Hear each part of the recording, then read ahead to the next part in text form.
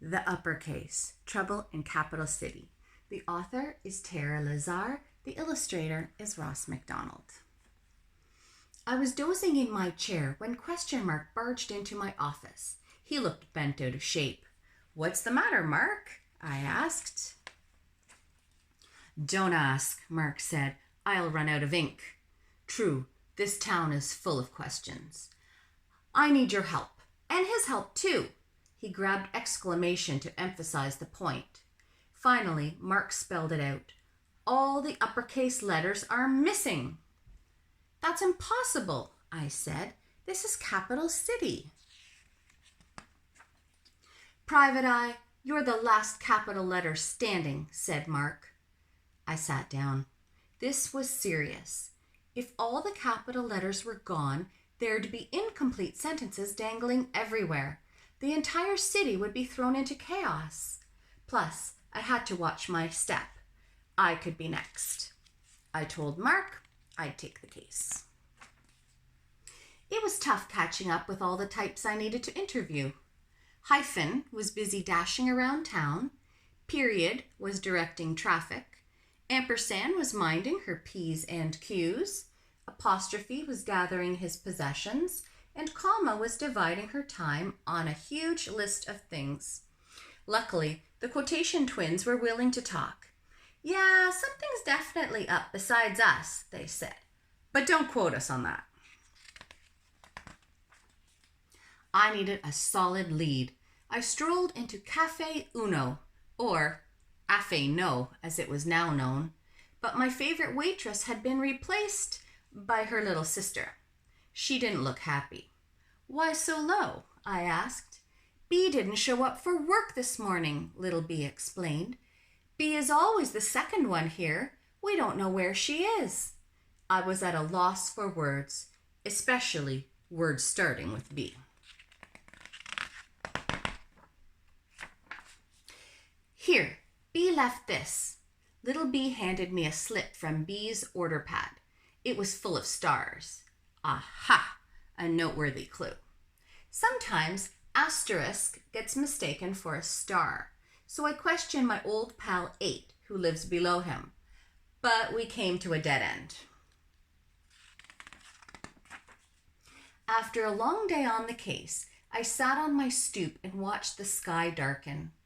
"Oh, B, where could you be?" That's when I noticed a faint glow coming from the old abandoned part of the city known as Cursive Loop. First thing in the morning, I took the train out to Cursive Loop. I circled the winding streets, searching for clues. A cold wind whipped around me, and I began to lose hope. Maybe I needed a plan B. But wait, what was this? I picked up the paper trail and there they were, high above on the movie marquee. "Gee whiz, what happened?" I asked. "Help," replied Gee whiz. "Exclamation stuck us up here and then knocked over the ladder." "He promised to put us all in the movies," said B. "I always wanted to see my name in lights." "Phew, I never thought I'd want to be a lowercase," said Gee whiz. So exclamation was the explanation. "Follow me," I said. Could he still be with question mark? I knew those two together spelled trouble.